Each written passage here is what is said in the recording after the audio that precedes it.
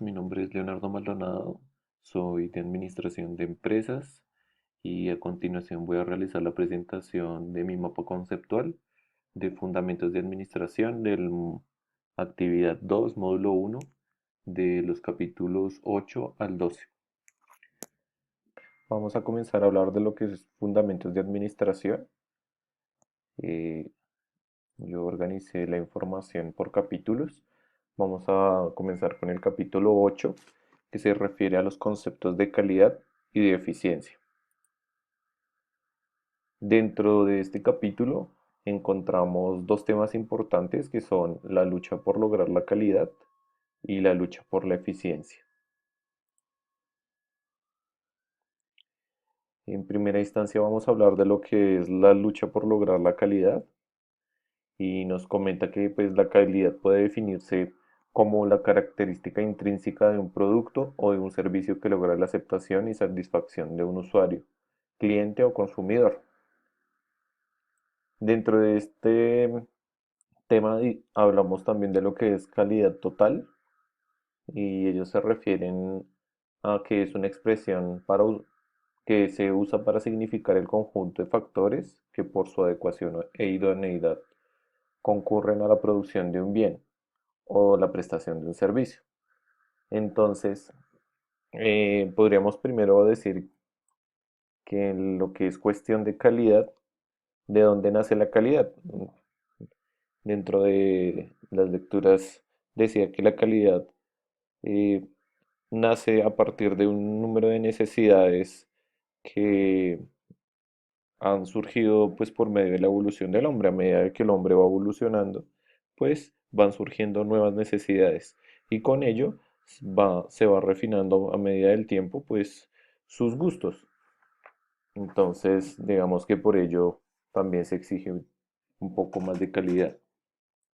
También nace la calidad, pues por lo que los usuarios prefieren que los bienes y servicios que ellos consumen los satisfagan totalmente y que obviamente cumplan con ciertas características como precio, calidad, oportunidad o cantidad.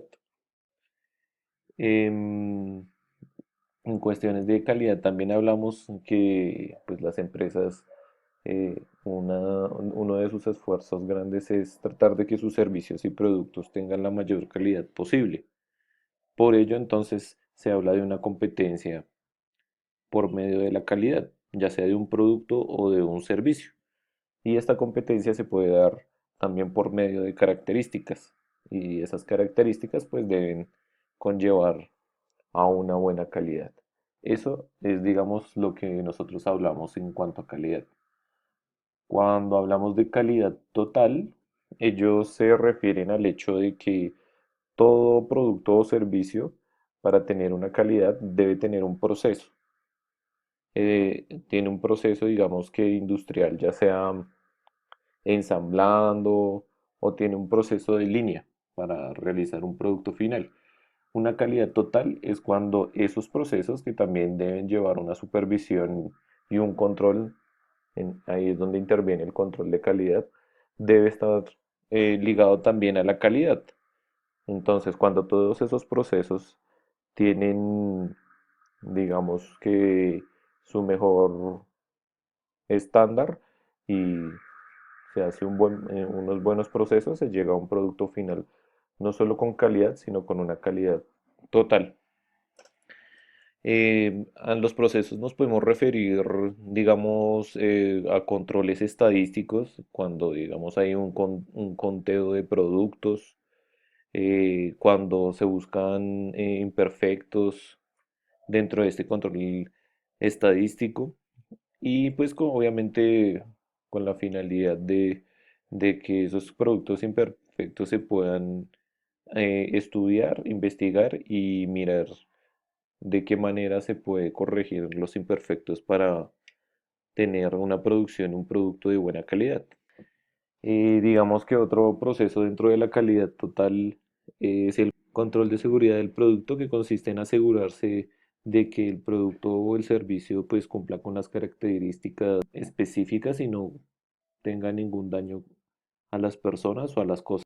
Dentro también de lo que es de esta calidad total, Hablamos de lo que es control de calidad, que es lograr que el producto tenga cero defectos. Podemos hablar de que la filosofía de calidad total pues se refiere a esta filosofía en la cual intervienen aspectos como la motivación, el comportamiento responsable, el cumplimiento de reglas, todo esto con la finalidad de pues cumplir un servicio o dar un producto de excelente calidad, ¿sí?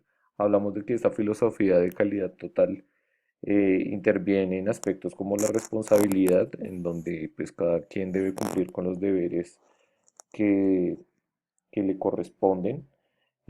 Hablamos también del respeto a las normas establecidas, que es cumplir con cada uno de los reglamentos que tenga la empresa. Hablamos también de lo que son las correcciones inmediatas de defectos y errores. Digamos que dentro de esta filosofía se mantiene la actitud vigilante para detectar cualquier falla que se presente en el proceso y pues obviamente tratar de corregirla de manera inmediata para tomar pues eh, las acciones debidas. También tenemos lo que es la conciencia de hacer las cosas bien y ese pues dentro de esta filosofía mantener siempre un esfuerzo constante por tratar de hacer el trabajo de la mejor manera para brindar un servicio o para brindar un producto y de esta manera pues cumplir con la satisfacción del cliente.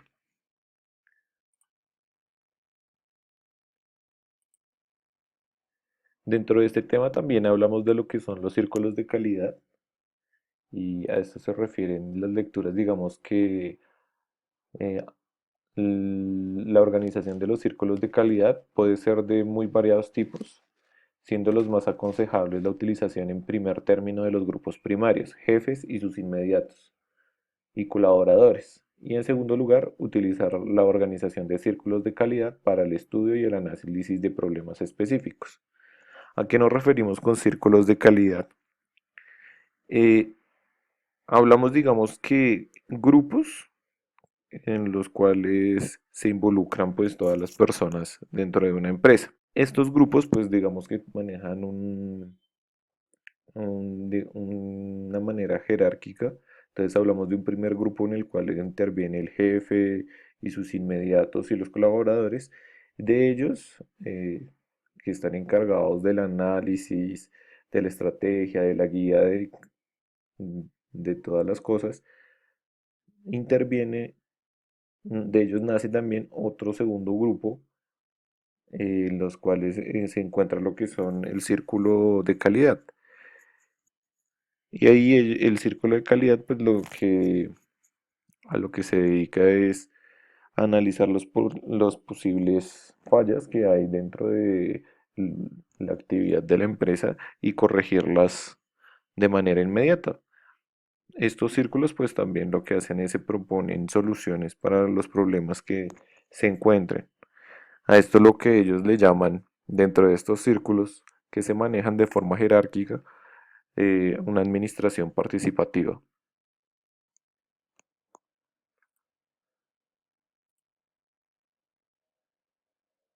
Ahora vamos a hablar de lo que es la lucha por la eficiencia.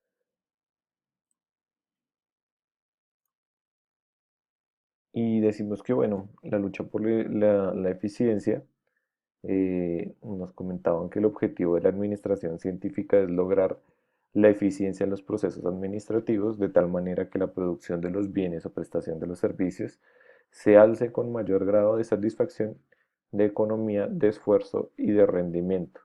Es la lucha por la eficiencia.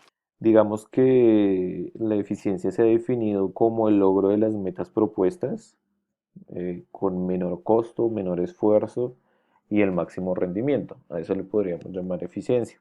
Dentro de lo que es eficiencia, pues también tenemos unos conceptos, los cuales eh, van relacionados y ligados directamente a lo que es la eficiencia. Hablamos de conceptos como la ganancia, la calidad, la velocidad y la cantidad, que son variables que están dentro de los problemas de la eficiencia. Entonces, hablamos de que podríamos definir diferentes problemas. Digamos que podríamos hablar por medio de estas variables que cuando la meta es cantidad, directamente puede haber incidencias en lo que es calidad, en lo que es costo y en lo que es velocidad. A mayor cantidad, pues obviamente la calidad va a ser menor, quizás el costo también varíe un poco y la velocidad pues tendrá que ser mayor. A mayor calidad, eh, podríamos decir que puede haber menor cantidad. Entonces, digamos que estas son características que influyen, son términos que influyen directamente en lo que es la eficiencia.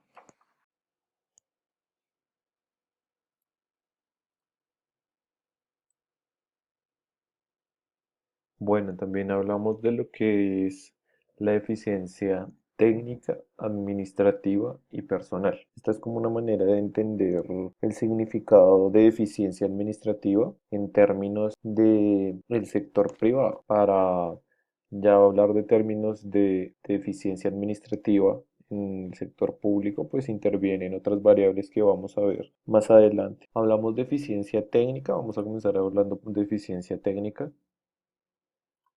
y nos dice que se refiere a la idoneidad de los métodos que se emplean en el proceso, así como también en la adecuación de las instalaciones, máquinas y equipos que se utilizan, todo lo cual debe conducir a un producto bien elaborado o a un servicio de óptima calidad. Hablamos de una eficiencia técnica cuando se reúnen este tipo de características que nos mencionan y es el hecho de tener unas instalaciones adecuadas, de tener unas máquinas adecuadas o unos equipos adecuados y que todo esto pues obviamente esté coordinado de la mejor manera.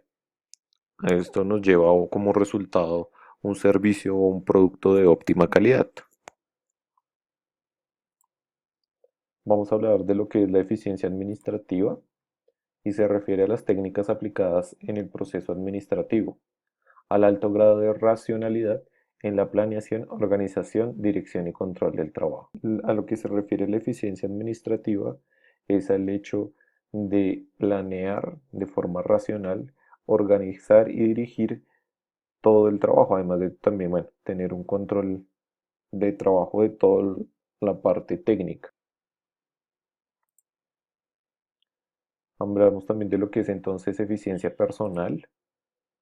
Dice que es la resultante de una combinación de los conocimientos, habilidades, aptitudes y destrezas personales de los individuos y de su vocación y entusiasmo para ejecutar su trabajo. Estas son características personales de cada uno de los individuos y que ayudan pues a ejecutar su trabajo de la mejor manera. Ahora pues vamos a tocar, digamos que ciertos temas que también venían en las guías, es el hecho de la eficiencia en los servicios que prestan el Estado, como como se los estaba comentando. Una cosa son las características que acabamos de ver, que son las que nos dan como una definición de lo que es la eficiencia administrativa, pero hablando en el ámbito privado. Acá vamos a tocar lo que es la eficiencia administrativa en el ámbito público, que pues intervienen otro tipo de características. Vamos a hablar de lo que es un servicio satisfactorio, de lo que es una ejecución responsable y de lo que es un buen gobierno. Vamos a empezar con la eficiencia en los servicios que presta el Estado.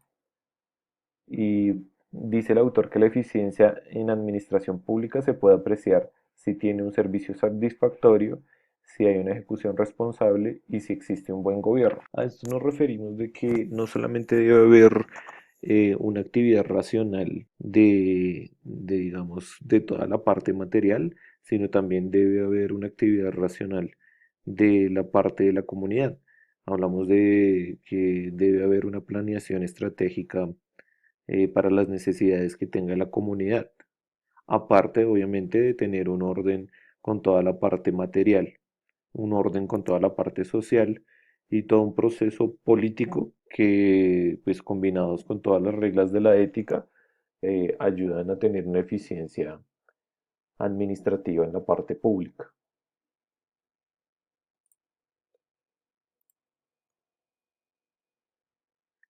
Bueno, ¿qué es un servicio satisfactorio? Un servicio satisfactorio lo podremos definir como un servicio equitativo y se refiere a que puede significar un trato justo e imparcial. Digamos que nadie debe estar exento ni por cuestiones de raza, color o religión a recibir un servicio satisfactorio. También debe ser oportuno, eh, debe ser cualquiera que sea el servicio prestado oportunamente en el momento que se requiera. Ningún servicio es satisfactorio si no se presta a tiempo. Hablamos de lo que es un servicio amplio. Eso quiere decir que se debe dar la justa cantidad en el justo lugar y en el justo tiempo. A eso nos referimos cuando un servicio satisfactorio también debe ser un servicio amplio. También hablamos de lo que que el servicio satisfactorio debe ser un servicio continuo. Los ciudadanos deben tener siempre la posibilidad de beneficiarse de los servicios de forma permanente. El hecho de no cumplir esto no es un servicio satisfactorio. Y hablamos de que también es un servicio progresivo. Es decir, que pues cada día debe estar en constante mejora, hablando pues con cuestiones de calidad y de ejecución, estar en constante renovación, corrigiendo los constantes errores pues para convertirlo en un servicio satisfactorio.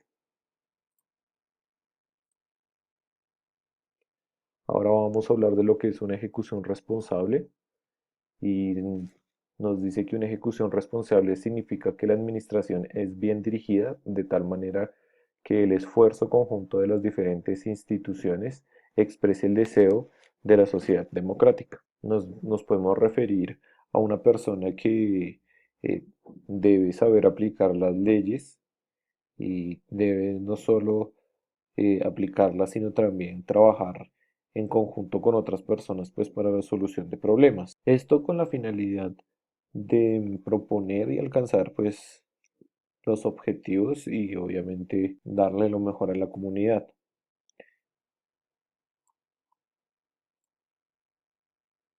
¿Qué es un buen gobierno? Entonces nos define que un buen gobierno será el que sabe preservar y respetar los derechos humanos y los valores culturales de una sociedad. Un buen gobierno es el que ejerce el poder dentro de los límites que le marca la Constitución y la ley. Un buen gobierno lo que debe es conservar todos los derechos de su propia sociedad y conservar también los valores culturales. Para un buen gobierno lo que se necesita son líderes.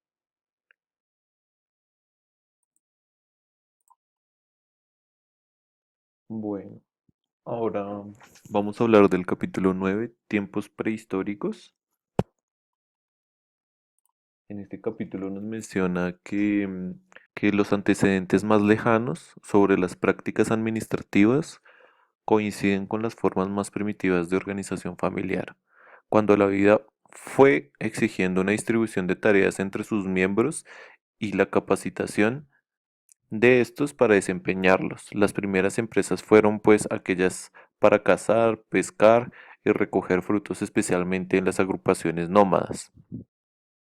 Cuando avanzó la agricultura, las sociedades primitivas se asentaron y formaron aldeas, lo cual trajo nuevas formas de vida y nuevos métodos administrativos que rebosaban el ámbito puramente familiar.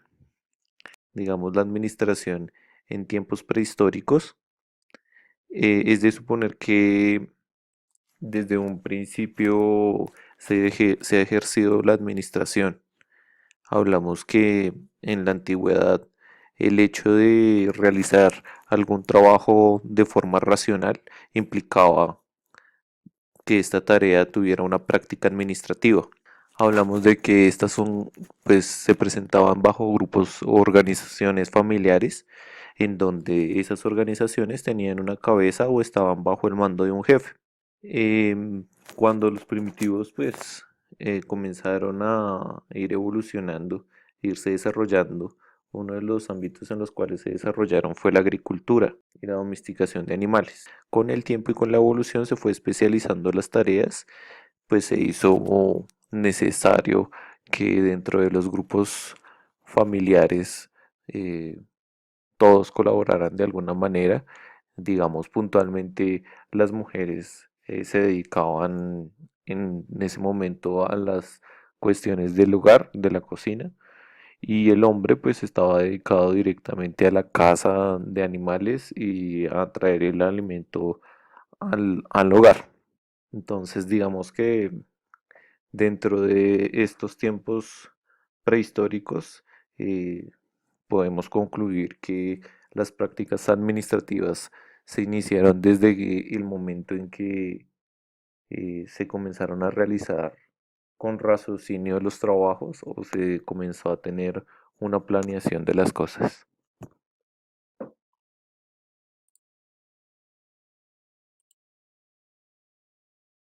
De aquí pasamos a lo que es el capítulo 10, que nos habla de los tiempos antiguos. Aquí vamos a ver lo que es la administración de las ciudades más importantes durante el tiempo.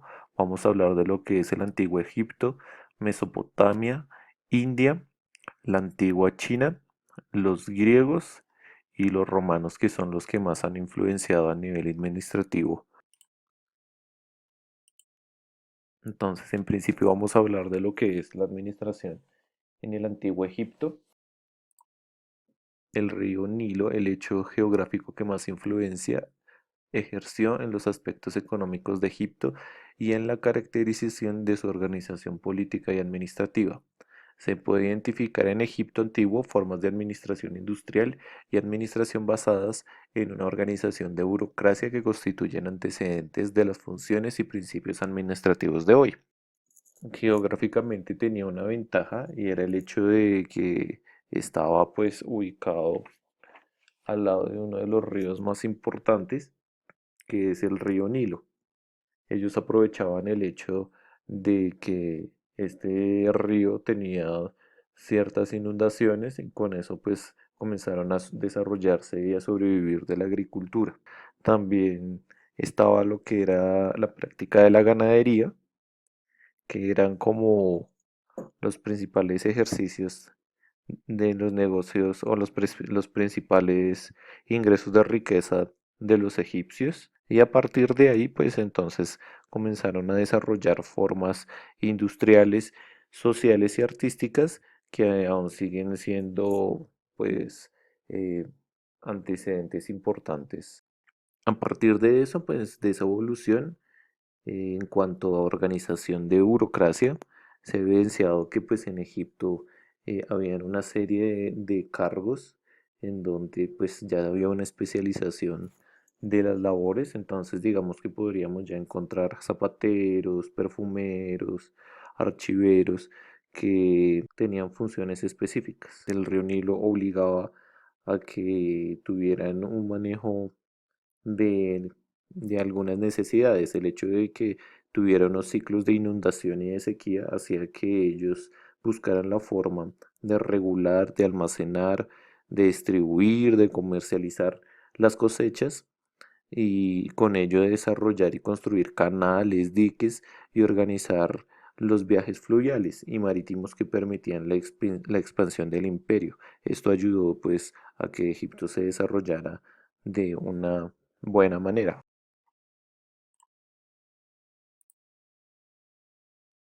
Mm, Bueno, la administración en Mesopotamia nos dice que allí la agricultura ocupó un lugar destacado por la fertilidad de los valles cercanos al Golfo, abonados por el limo de las inundaciones y humedecido por los riegos artificiales. Con el auxilio de la escritura, los sumerios adoptaron un sistema para registrar sus transacciones comerciales y la organización política y administrativa alcanzó un alto nivel de evolución en Mesopotamia, regido por un gobierno encabezado por un patriarca y un sistema de leyes. Entonces, digamos que también aprovechaban el hecho de tener un río, bueno, no tenían un solo río, Mesopotamia quedaba dentro de dos ríos, el río Tigris y el río Éufrates, pues de estos dos ríos se alimentaba Mesopotamia a nivel de agricultura y a nivel ganadero. Uno de los grandes avances de Mesopotamia fue el hecho del auxilio de la escritura. Ellos comenzaron a establecer por medio de la escritura sistemas para registrar pues sus transacciones. Esto facilitaba y desarrollaba mucho el hecho del comercio. Tuvieron, pues, aparte de eso, varios desarrollos importantes, como digamos el hecho de adoptar un calendario con años distribuidos en 12 meses, que aún lo tenemos. eh, Crear sistemas duodecimales, establecer pesas de medida que inclusive todavía se emplean en la actualidad. Gracias a ese desarrollo y a la riqueza que les presentaba los dos ríos en el cual estaba Mesopotamia, era caracterizado por ser un pueblo pues pujante y especializado en asuntos comerciales. Otra característica importante era la organización política y administrativa, la cual tenía un alto nivel de desarrollo. Ellos hicieron algo, un compilado en donde había un código de derecho civil y comercial y ya hablaban de unos documentos comerciales como letras de cambio, como el endoso y el traspaso de obligaciones. Digamos que en ese punto eran bastante desarrollados con las leyes. También pues ya tenían una mejor especialización de los oficios, entonces se podía encontrar el hecho de especialización. Podría uno ver ya joyeros, tejedores, gente especializada que pues trabajaba bajo ese código de derechos civiles y comerciales. Vamos a hablar de India y nos dice que la India estaba dividida en estados al mando de gobernadores sometidos al poder central. Este sistema garantizaba la uniformidad organizacional del gobierno. El rey provenía de la clase guerrera y era el amo absoluto cuyo poder estaba reglamentado en el Código de Manú. ¿A qué se refiere con el Código de Manú? Este código, pues, era como un pueblo, era como la forma de dividir al pueblo en castas sociales. Este código de Manú lo que hacía era que clasificaba a las personas. Entonces teníamos los brahmanes, los cuales eran clasificados como médicos, jueces, sacerdotes o poetas, con todos los derechos y privilegios. Teníamos otro rango social que eran los guerreros o chiatrias, de donde salían los reyes y los santos funcionarios. Seguían los vacías dedicados a la agricultura y la industria y el comercio, los sudras, sirvientes y jornaleros, y los parias que venían en último grado y no podían habitar las ciudades. Digamos que este era como uno de los desarrollos que tenía India y era el hecho de basarse en este código de mano, lo cual permitía un desarrollo administrativo organizado. Vamos a hablar de lo que son los rasgos de la administración en la antigua China. Nos dicen que la antigua China evolucionó hacia una organización típicamente feudal. El país estaba gobernado por un gran número de príncipes que tenían mucho poder en el territorio que les correspondía, pero todos eran vasallos del rey a quien rendían tributo. Hablamos que en China en un principio estaba lo que era la Gran Regla, que era un código de ley que fue aplicado por el gobierno a los individuos. Este código pues constaba de 8 partes, en la cual pues por medio de estas 8 leyes, les podemos decir, había una administración pública. Habían como 8 pilares importantes relacionados con las provisiones, las comodidades, la educación, la hospitalidad, los sacrificios, el trabajo, la justicia y los deberes militares. Para esta época había una característica importante y era el hecho de los príncipes que pues podían reinar, pero igual ellos estaban bajo el mando de un rey. Estos príncipes formaban confederaciones y pasaban constantemente pues en guerras. La finalidad de esto era hacerse más fuerte con la intención de crear un reino hereditario el cual pues se prolongara por algún tiempo. Después de esta gran regla apareció el filósofo Confucio, el cual pues eh, estaba como basado a dirigir una filosofía que modelara como los hábitos y el pensamiento del pueblo chino. Gran parte de las enseñanzas las dedicó pues al arte de gobernar y a los asuntos administrativos. Hablamos, digamos que de algunos principios aplicables que inclusive existen actualmente. Él dice que los gobernadores deben conocer ampliamente las condiciones del país y este conocimiento pues que les permite poner en un remedio a las calamidades naturales y solucionarlo de la mejor manera y solucionar también los problemas sociales. Dice que los problemas deben ser estudiados a fondo para poder resolverlos con amplitud e imparcialidad y desinterés y ética, buscando ante todo el bien común. Los gobernantes deben conocer lo que es el bien público y ejercer su oficio con vocación, sin preferencias ni parcialidad. También nos dice que el gobierno debe fomentar el bienestar económico del pueblo y que los gobernantes deben mantener siempre en su mente los asuntos que atañen al Estado y ejercen su función sin cansancio ni reposo. Digamos que estos son algunos principios de los cuales se basaba para el ejercicio administrativo. Inclusive pues son aún pilares que se aplican en la actualidad. Después de esto, adoptaron una legislación conocida como la Constitución de Chou. Esta constitución pues, está basada en 8 factores eh, de los cuales un gobernante debe tener en cuenta para el desarrollo de una buena administración. Basan estos 8 pilares en lo que es la organización, las funciones, las relaciones, los procedimientos, las ceremonias, el control, las sanciones y los registros. Digamos que esta legislación pues ayudó a la administración del gobierno chino.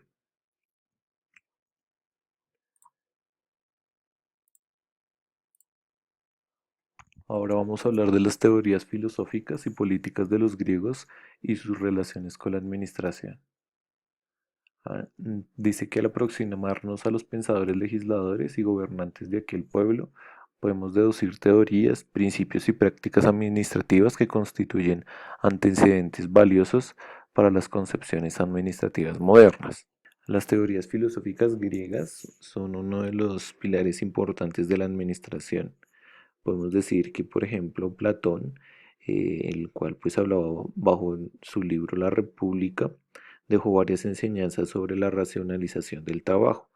Y él decía que el hombre tiene necesidades de asociarse para ejecutar una actividad, porque pues nadie se basta de sí mismo, sino que requiere de la ayuda de otros. Entonces, digamos que cada persona pues tiene aptitudes diferentes en las cuales pues en un conjunto pues, se puede desarrollar una actividad de manera más fácil. Con este principio nos damos cuenta de lo que es la división de trabajo, la cual se aplica hoy en día a varios niveles y se sectoriza económicamente la producción especializada y la especificación de tareas individuales. Entonces aquí hay una especialización puntual de, de los cargos. En este caso actualmente manejamos esa especialización con niveles. Entonces hablamos de unos jefes, hablamos de unos gerentes, de unos supervisores. Uno maneja esta división de trabajos, se debe también generar una autoridad que coordine y dirija esos esfuerzos individuales para que pues se dirijan hacia un norte. Vamos a hablar de los aportes romanos a la administración y dicen que las manifestaciones de la administración romana habría que investigarlas en los diferentes periodos de su historia, los cuales son. Entonces digamos que los romanos tuvieron durante su tiempo eh, varios periodos importantes en los cuales se destaca la monarquía, donde gobernaban los reyes. Después estuvo la república, donde gobernaban los cónsules. Después estuvo el imperio, donde gobernaban los emperadores o los césares. Esta administración romana Esta administración griega estaba caracterizada por una organización administrativa pública, la cual estaba pues identificada de forma clara con una estratificación. Entonces nos damos cuenta de que pues ya había ciertos rangos. Ah, Bueno, ahora vamos a ver el capítulo 11, el cual son las características administrativas en la Edad Media.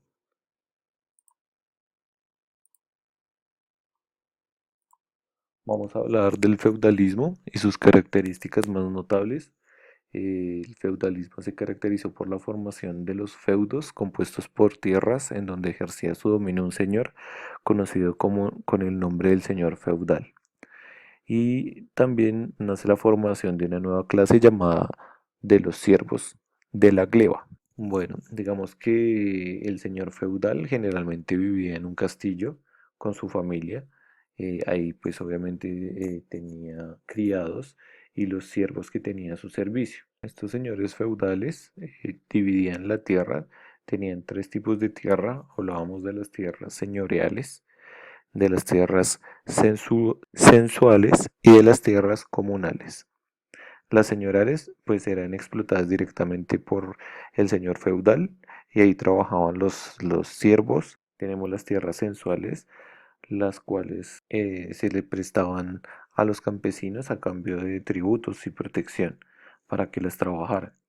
También hablamos de las tierras comunales, los cuales ya eran bloques de pastos o áreas que explotaban conjunto del señor feudal y los habitantes de la aldea. Los feudales estaban obligados pues a cumplir determinadas obligaciones para sus reyes. Esto era rendir vasallaje. La relación del vasallo con su rey pues se basaba en la fidelidad. A cambio de esto pues gozaban de una protección y si cumplían sus obligaciones de vasallaje con el rey podían ejercer su soberanía en sus dominios feudales sin interferir, ninguna interferencia del monarca, lo cual pues originó un sistema descentralizado administrativo muy generalizado que concedió a los señores feudales gran independencia.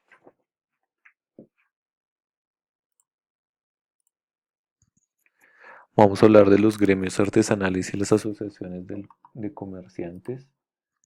Surgen estas asociaciones cuando se consolidan las ciudades o burgos en las cuales predominaban la actividad comercial y el trabajo doméstico y artesanal.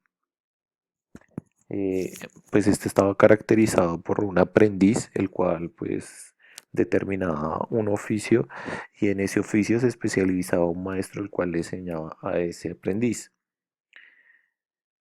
Este aprendiz pues era entregado por sus padres y el maestro lo recibía pues para darle una educación técnica y también moral y social. Eh, pues el maestro trataba de que el aprendiz fuera una persona socialmente útil e industrialmente hábil. El aprendiz vivía en la casa del maestro como un miembro más de la familia y era pues alimentado y vestido por el maestro, que a su vez pues obviamente podía castigarlo y corregirlo. El aprendiz pues duraba, según el oficio, 3 a 12 años y cuando terminaba con éxito su aprendizaje pues ya podía ser jornalero, es decir que ya podía trabajar por un salario y mientras trabajaba de jornalero ya era pues candidato a ser maestro y para ello pues para darse ese título debía realizar una obra maestra para tener un reconocimiento de título de maestro.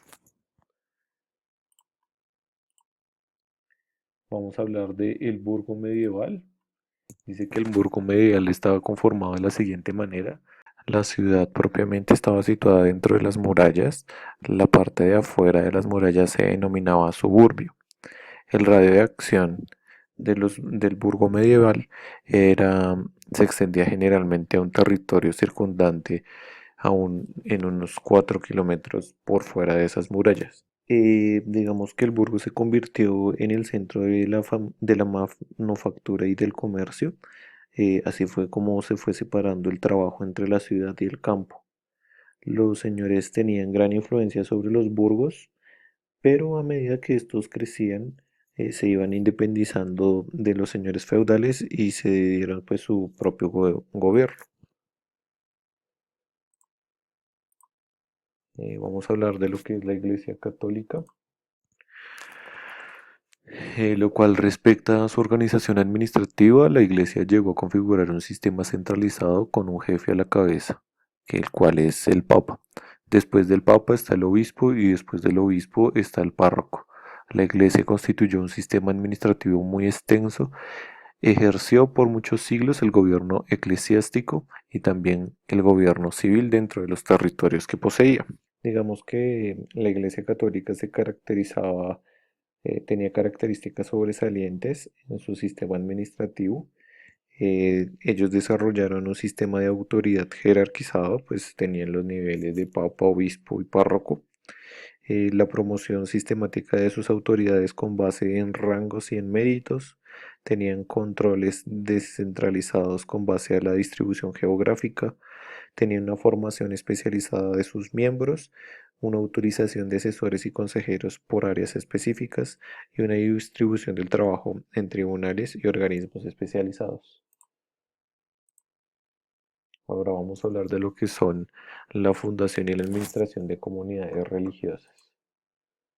Los monjes medievales conservaron y transmitieron métodos romanos para el cultivo del campo y la cría de ganados.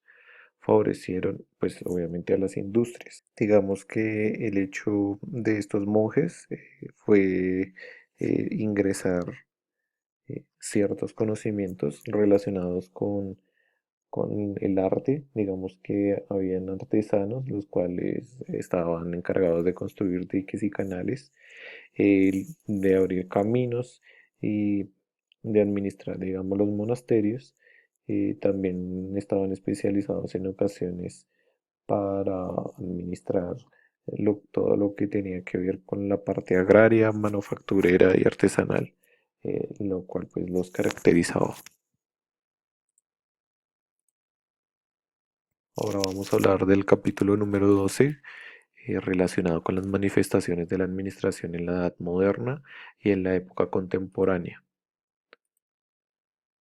Entonces vamos a hablar del mercantilismo, el cual dice que se da el nombre mercantilismo al sistema económico que pone énfasis en el comercio entre naciones y entre estas y sus colonias.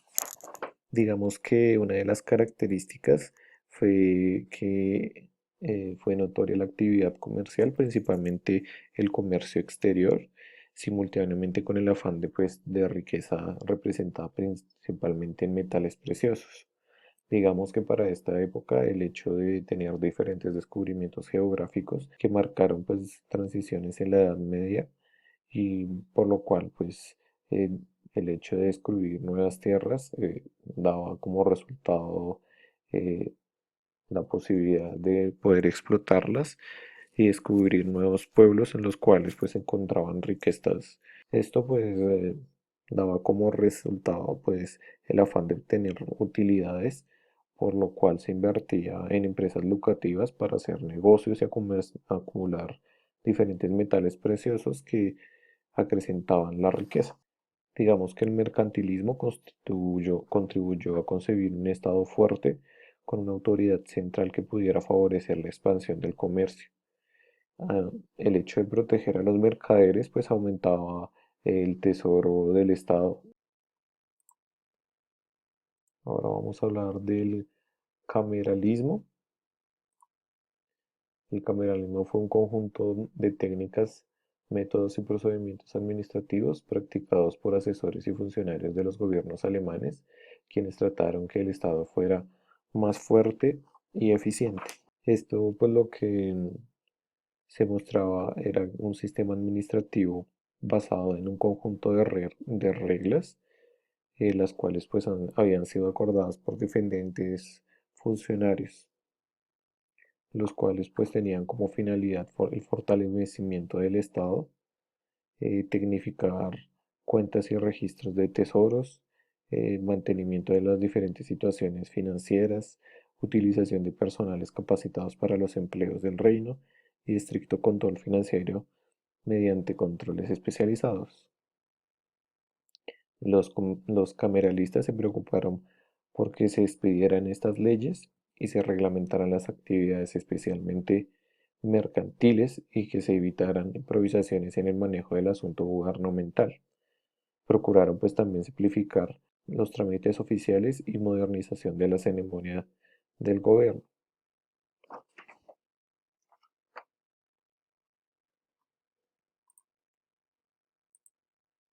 Por último, pues tenemos las referencias bibliográficas. El libro de Carlos, hecho en 1925, Fundamentos de Administración, capítulo 9 al 12. Tercera edición de editora Ecoe en el 2009 en Bogotá. Esta es mi presentación del mapa conceptual. Muchas gracias.